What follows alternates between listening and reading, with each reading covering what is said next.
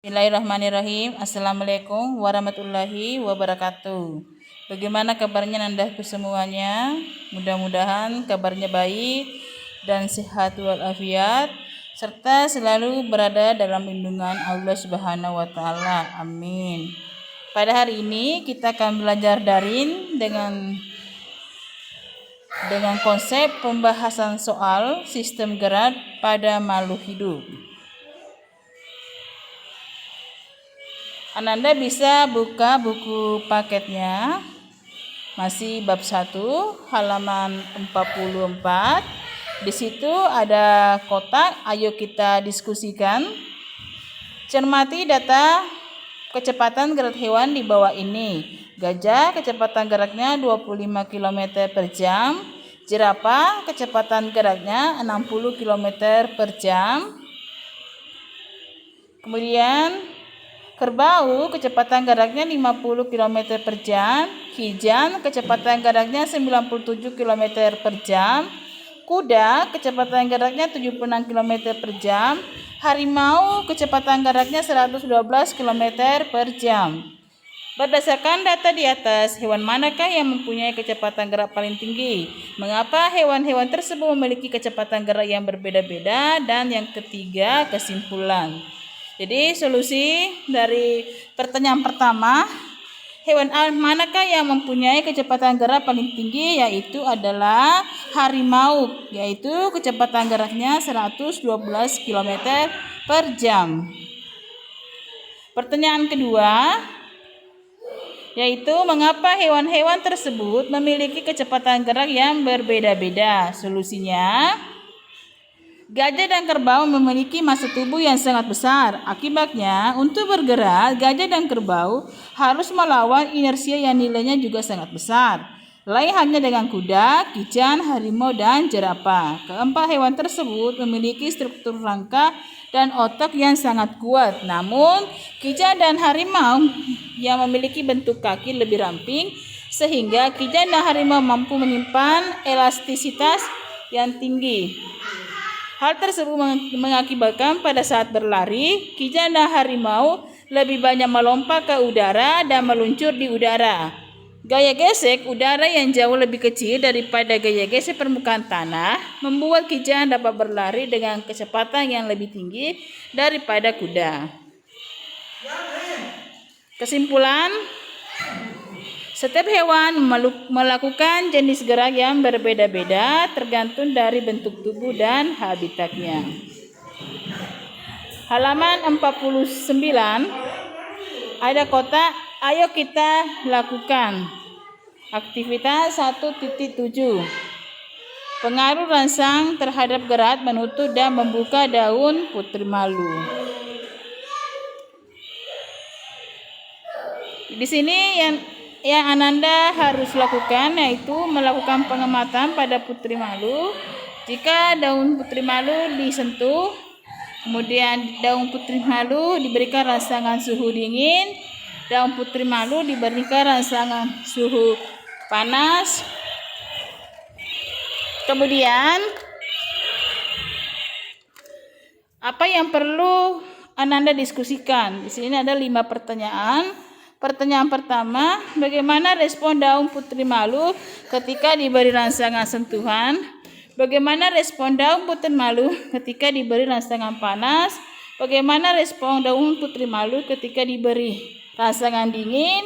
Bagaimana dari tumbuhan yang paling sensitif terhadap rangsangan sentuhan? Dan yang terakhir, apakah kecepatan respon atau tanggapan dari putri malu akan berbeda apabila diberi rangsangan yang berbeda?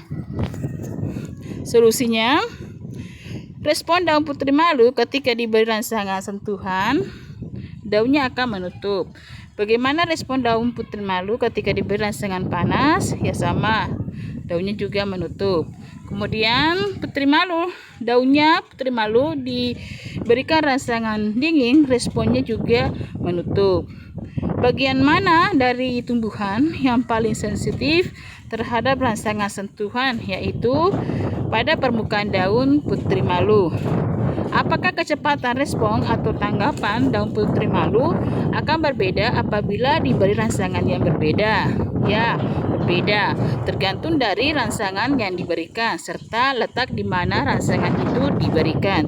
Jika rangsangan pada permukaan daun, maka lebih cepat daripada rangsangan pada tangkai daun yang diberi suhu panas atau dingin. Kesimpulannya, daun putri malu akan memberikan respon jika diberikan rangsangan sentuhan di mana responnya daunnya akan menutup atau dikenal dengan gerak seismonasti. Halaman 53. Ayo kita cari tahu, selain gerak siklosis pada sitoplasma satu sel, carilah contoh gerak endonom yang lain bersama kelompokmu. Jawabannya, gerak kloroplas pada sel daun dan gerak kromosom tumbuhan elodia saat membelah. Jadi, ini yang dua contoh dari gerak endonom. Ibu ulangi, yang pertama gerak kloroplas pada sel daun dan gerak kromosom tumbuhan elodia saat membelah. Halaman 59. Di sini ada gambar stomata pada daun Rhodiocolor.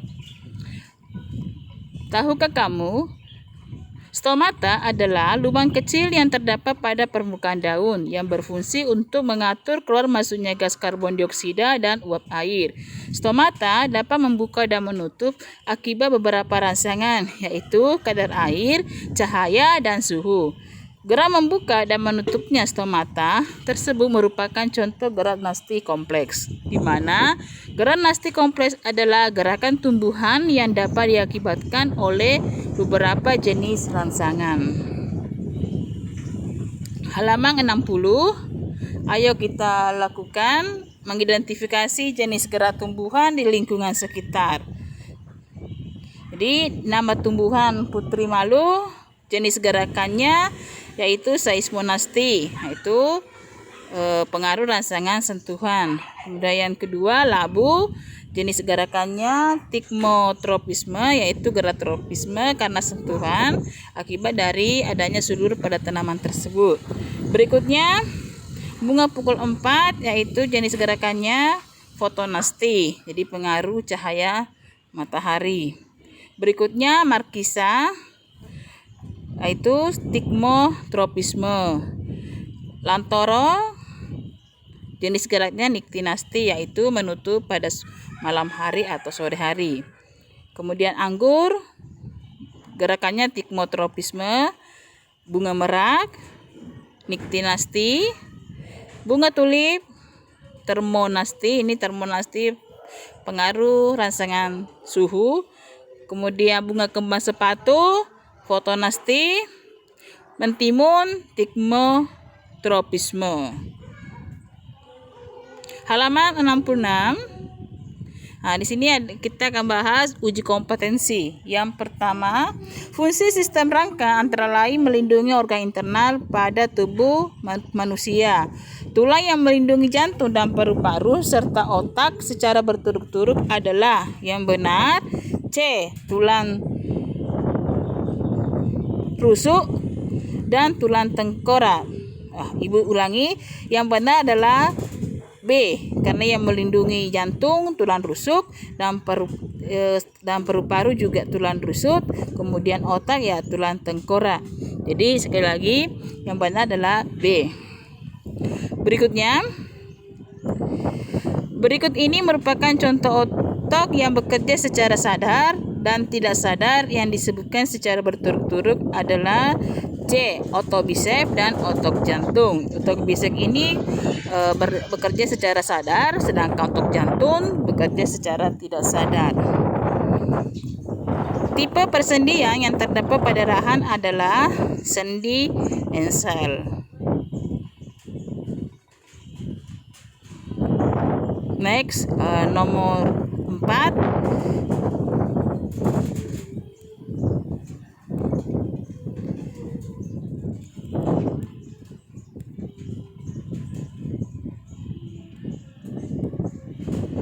Gerak tumbuhan yang memerlukan rangsangan berupa perubahan kadar air di dalam sel sehingga terjadi pengerutan yang tidak merata disebut gerak higroskopis. Jadi kalau nasti ya gerak sebagian bukan seluruh nanda ya, gerak sebagian tubuh tumbuhan, kemudian tidak dipengaruhi oleh arah rangsan. Kalau esenom gerakan dari pengaruh faktor luar, tropisme gerakan sebagian tumbuhan, sebagian tubuhnya, tapi arahnya dipengaruhi oleh arah datangnya rangsan. Kemudian nomor 5, contoh gerak tumbuhan berikut yang bukan merupakan contoh dari gerak nasti adalah D. Mekarnya kulit buah-buahan yang sudah kering dan tumbuhan polong-polongan. Ini termasuk gerak higroskopis. Mekarnya bunga pukul 4 yaitu fotonasti. Gerak menutupnya daun putri malu seismonasti. Menguncupnya daun tumbuhan leguminosae yaitu niktinasti. Berikutnya, perhatikan pernyataan-pernyataan di bawah ini. 1. Sebagian besar ikan memiliki bentuk tubuh torpedo. Ekor dan sirip ikan berfungsi untuk menahan laju air. Sirip tambahan diperlukan untuk melakukan berbagai gerakan di dalam air. Bentuknya torpedo. Tubuh ikan berfungsi untuk mengurangi hambatan di dalam air. Berdasarkan pernyataan di atas, yang mendukung ikan untuk melakukan berbagai gerakan di dalam air adalah C, yaitu nomor 1, sebagian besar ikan memiliki bentuk tubuh torpedo atau streamline. Kemudian sirip tambahan diperlukan untuk melakukan berbagai gerakan di dalam air. Dan keempat, bentuknya yang torpedo pada ikan berfungsi untuk mengurangi hambatan di dalam air. Berikutnya, nomor 7, seseorang yang sedang mengendarai sepeda mampu menempuh jarak 5 meter dalam waktu 2,5 sekon. Berdasarkan informasi tersebut, kecepatan anak bersepeda adalah dalam satuan meter per sekon. Yaitu rumus kecepatan sama dengan jarak dibagi waktu. Jadi jaraknya 5, waktunya 2,5, berarti 5 bagi 2,5 hasilnya 2 meter per sekon. Jawabannya adalah A. Berikutnya, soal nomor 8. Sebuah mobil bergerak dengan kecepatan yang berubah-ubah seperti digambarkan pada grafik di bawah ini. Titik yang menunjukkan mobil sedang mengalami peristiwa kelembaban adalah CD. Nomor 9, perhatikan gambar bola yang dilempar ke tembok akan memantul kembali seperti gambar di bawah ini. Berikut pasangan gaya aksi dan reaksi yang benar adalah D, yaitu F2 dan F3 karena bekerja pada benda yang berbeda dan arah gayanya saling berlawanan. Jadi F2 gayanya ke kanan, F3 gayanya ke kiri. Ini bekerja secara berlawanan arah, aksi dan reaksi. Hukum Newton 3. Nomor 10, perhatikan posisi burung yang sedang terbang bebas seperti pada gambar di bawah ini. Saat terbang di udara, burung tersebut menerapkan hukum ketiga Newton dengan cara memanfaatkan sifat gesekan udara. Berdasarkan fakta tersebut, maka perbandingan besarnya gaya aksi dan reaksi antara burung dengan udara yang benar adalah C, sama. Karena gaya yang dimilikinya melebihi besar gaya gesekan udara, maka burung dapat maju ke depan. Kemudian uji kompetensi bagian kedua yaitu uraian. Perhatikan gambar ketiga jenis otot manusia berikut ini A, B, C. Jelaskan nama masing-masing otot tersebut, lokasinya, kemudian ciri-cirinya yang nampak dari otot tersebut. Di gambar A yaitu otot lurik atau otot rangka, kemudian lokasinya yaitu pada rangka atau otot yang melekat pada tulang. Ciri-cirinya yaitu garis-garis melintang dan inti selnya banyak dan terletak di tepi. Berikutnya gambar B. Ini adalah otot jantung. Lokasinya ya hanya di jantung. Ciri-ciri garis melintang dan bercabang, inti selnya banyak dan berada di tengah atau terletak di tengah sel. Gambar C,